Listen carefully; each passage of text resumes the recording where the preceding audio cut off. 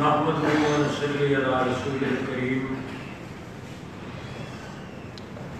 سب سے پہلے تو میں آپ حضرات کا مشکور ہوں کہ آپ ہماری درخواست پر، ہمارے مولانا مجیب الرحمان انقلابی صاحب کی دعوت پر، ہماری درخواست پر آپ تشریف لائے۔ آج وطن عزیز کی بلکہ عالم اسلام کی عظیم دینی درسگاہ جامعہ اشرفیہ میں اس ادارہ کے محتمم اور وفاق المدارس کی مجلس عاملہ کے معزز رکن حضرت مولانا حافظ فضل الرحیم اشرفی صاحب رحمۃ اللہ ان کی زیر سرپرستی میں آج کا یہ اجلاس ہوا۔ میں وفاق المدارس عربیہ صوبہ پنجاب کا ناظم آپ سے مخاطب ہوں۔ دیگر علماء کرام کا تعارف آپ سے کروا دیا گیا۔ آج کے اس اجلاس میں لاہور شہر اور پورے ڈویژن کے مدارس کے جید علماء کرام، حضرات محتممین،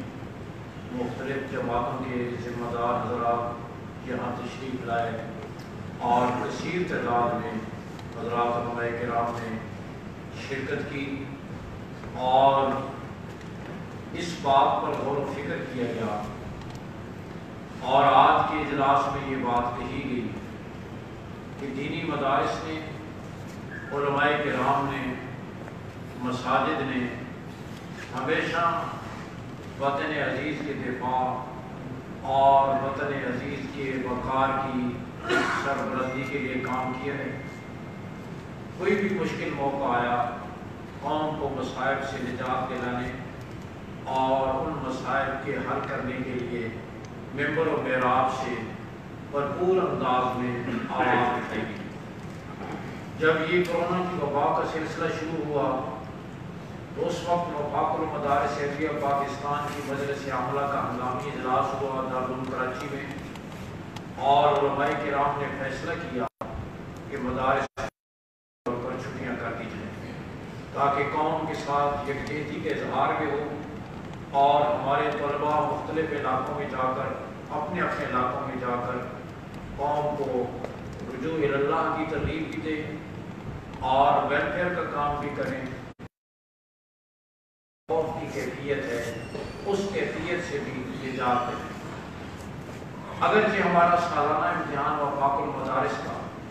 جو پورے ملک میں ایک وقت میں امتحان ہوتا ہے اور تقریباً 2000 امتحانی مراکز میں امتحان ہوتا ہے، وہ امتحان بالکل تیار تھا، سوالیہ پرچہ جات پیک ہو چکے تھے، مراکز متعین ہو چکے تھے۔ ساری تیاری مکمل ہونے کے باوجود ہم نے اپنے امتحانات کو مؤخر کیا تاکہ پوری قوم کے ساتھ ایک یکجہتی ہو۔ پھر رمضان المبارک کے مہینے میں جو علماء کرام کا صدر پاکستان کے ساتھ معاہدہ ہوا اور 20 نکات طے ہوئے، ان SOPs پر پورے ملک کی مساجد میں علماء کرام کی ترغیب پر اور ان کی فکر اور کوشش پر بھرپور انداز میں عمل درآمد کیا جائے۔ بلکہ اگر یہ میں کہوں تو غلط اور بے جا نہیں ہوگا کہ اگر ان SOPs پر عمل کیا گیا تو صرف اور صرف مساجد میں کیا گیا، باہر ان SOPs کی دھجیاں اڑائی گئی، بازاروں میں، مارکیٹوں میں، مال پلازوں میں، نادرا کے دفاتر میں، بینکوں میں، سبزی منڈیوں میں ان SOPs کی دھجیاں اڑائی گئی۔ اگر ان پر عمل درآمد ہوا تو صرف اور صرف مساجد کے اندر ہوا۔ وہاں قالین اٹھائے گئے، مساجد کو جراثیم کش ادویات کے ساتھ دھویا گیا، سینیٹائزر رکھے گئے، عوام کو ترغیب دی گئی، سماجی فاصلے رکھے گئے۔ یہ تمام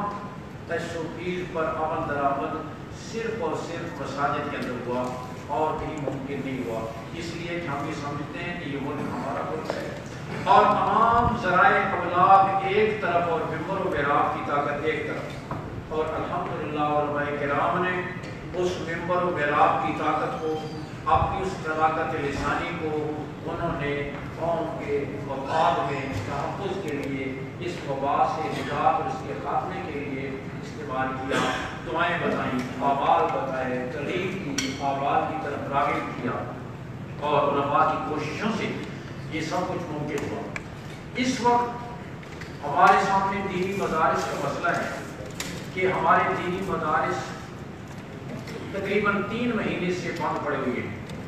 اور ہمارے تعلیمی سال کا آغاز عید الفطر کے بعد اس شوال کے مہینے میں ہمارے تعلیمی سال کا آغاز ہوتا ہے، اور اس وقت ملک بھر کے دینی مدارس میں 30 لاکھ سے زائد طلباء اور طالبات علم نبوت حاصل کر رہے ہیں۔ اس وقت ان کا مستقبل، ان کا تعلیمی مستقبل مخدوش ہے، خطرے میں نظر آ رہا ہے۔ دینی مدارس کے در و دیوار قرآن و حدیث کی آوازوں کو ترستے ہیں، اور ان میں فضا ویرانی کی فضا ہے، اور وہ فضا سنی ہے، اور طلباء منتشر ہیں، ان کو اپنا کوئی مستقبل نظر نہیں آ رہا۔ اس لیے آج کے اس اجلاس میں جو لاہور ڈویژن کا ایک نمائندہ اجلاس تھا، اور اسی طرح کے اجلاس پورے ملک میں منعقد ہو رہے ہیں، اور پورے ملک کے علماء کرام، طلباء، ان کے والدین اور خاندان، اگر 30 لاکھ طلباء مدارس میں پڑھ رہے ہیں تو ان کے ساتھ 30 لاکھ خاندان وابستہ ہیں، اور اگر ایک خاندان کے 50 افراد بھی لگائے جائیں تو کروڑوں افراد براہ راست دینی مدارس کے ساتھ وابستہ ہیں۔ یہ کروڑوں خاندان اس وقت مضطرب ہیں، ملک دینی طبقہ پریشان ہے، علماء پریشان ہیں، طلباء پریشان ہیں، طلباء کے والدین ان کے مستقبل کے بارے میں پریشان ہیں۔ اس لیے علماء کرام یہ بھرپور مطالبہ کر رہے ہیں، اور طلباء کے والدین، طلباء اور دین سے محبت رکھنے والے تمام مسلمان خواہ وہ کسی شعبے سے متعلق ہوں، وہ یہ مطالبہ کر رہے ہیں کہ فوری طور پر دینی مدارس کو کھولا جائے۔ انہی احتیاطی تدابیر کے ساتھ، SOPs کے ساتھ جو علماء نے خود تیار کی ہیں، مساجد کے لیے بھی تیار کی۔ اس وقت علماء کرام نے مدارس کھولنے کے لیے SOPs خود تیار کی ہیں، اور جیسا میں عرض کر چکا ہوں، ان SOPs پر پہلے بھی مساجد میں عمل ہوا ہے، اور بعد میں بھی انشاءاللہ مدارس میں عمل ہوگا، اگر کہیں ہو یا نہ ہو لیکن وہاں عمل ہوگا۔ اس لیے ان مدارس کو طلباء کے مستقبل کو محفوظ رکھنے کے لیے،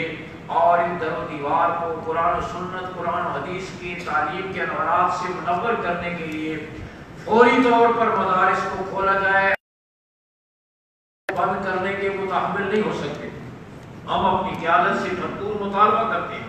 کہ حکومت سے یہ بات منوائیں کہ ہمارے دینی مدارس کو سکولوں پر قیاس نہ کیا جائے، اس لیے کہ سکولوں کا تعلیمی سال ستمبر سے شروع ہوتا ہے، جون، جولائی، اگست اکثر کے مہینے سے شروع ہوتا ہے۔ دوسری بات یہ کہ ہمارے سالانہ امتحان ابھی باقی ہیں، لاکھوں طلباء ملک بھر کے چاروں صوبوں بشمول شمالی اقلیت اور آزاد کشمیر کے ایک وقت میں امتحان دیتے ہیں، ان کا سالانہ امتحان باقی ہے۔ تیسری بات یہ کہ سکولوں میں پڑھنے والے ہمارے اکثر بچے وہ غیر رہائشی ہوتے ہیں، گھروں سے آتے ہیں، گھر واپس جاتے ہیں۔ ہمارے مدارس میں 80% بچے رہائشی ہوتے ہیں، اور جب رہائشی ہوتے ہیں اور وہ مدرسے میں رہائش اختیار کریں گے SOPs اور احتیاطی تدابیر کے ساتھ، تو گویا وہ مدرسے میں قرنطینہ میں آ گئے، طبی لحاظ سے بھی ان کے لیے مفید ہے۔ پھر یہ کہ 30 لاکھ طلباء کی کفالت کر رہے ہیں یہ دینی مدارس، اور اس وقت اس کرونا کی وجہ سے جہاں معاشی بحران کے شکار ہیں، اور غریب اور دیہڑی دار طبقہ مشکل سے اپنے گھر کے خرچے کو پورا کر رہا ہے، جب 30 لاکھ طلباء ان مدارس میں آ جائیں گے اور مدارس ان کی کفالت کریں گے، تو گویا 30 لاکھ افراد کا بوجھ حکومت پر کم ہو جائے گا، اور والدین پر بھی کم ہو جائے گا، ان کو ایک ریلیف ملے گا۔ اس لیے یہ بھی ایک بہت بڑا تعاون ہے۔ لہذا دینی مدارس کو فوری طور پر کھولا جائے، ان کی تعلیم کا آغاز کیا جائے، ہم سالانہ امتحان منعقد کر سکیں، ہمارے طلباء کا تعلیمی سفر شروع ہو۔ پھر یہ بھی ہے کہ یہ دین کی تعلیم ہے، معصوم بچے اس وقت بھی دینی مدارس میں، ہمارے وفاق المدارس کے تحت چلنے والے مدارس میں اس وقت بھی 10 لاکھ طلباء اور طالبات علم نبوت کو حاصل کر رہے ہیں، اور یہ معصوم بچے لاکھوں بچے روزانہ قرآن مجید کی تلاوت کرتے ہیں۔ تو حضور اقدس صلی اللہ علیہ وسلم نے فرمایا سورہ فاتحہ میں شفا ہے، قرآن خود کہتا ہے شفاء لما فی الصدور،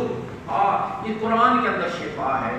اور سورہ فاتحہ میں شفا ہے، نماز میں شفا ہے، اور وضو جس کو آج کہا جاتا ہے کہ 20 سیکنڈ تک ہاتھ دھویا جائے، میں کہتا ہوں وضو کرنے والا تو 20 سیکنڈ کیا 160 سیکنڈ تک ہاتھ ہوتا ہے. ہاتھ ہوتا ہے تو پانی پڑتا ہے، منہ دھوتا ہے تو ہاتھوں پر پانی پڑتا ہے، بازو دھوتا ہے تو ہاتھوں پر پانی پڑتا ہے، پاؤں دھوتا ہے تو ہاتھوں پر پانی پڑتا ہے. اور اس عرصے میں ہم نے حکومت کے ذمہ دار حضرات سے پوچھا کہ آپ نے مساجد کھولی، کسی ایک مسجد سے بھی کسی کورونا کی اطلاع آئی ہے؟ تو انہوں نے کہا ہمارے پاس کسی مسجد سے کورونا کی کوئی اطلاع نہیں ہے.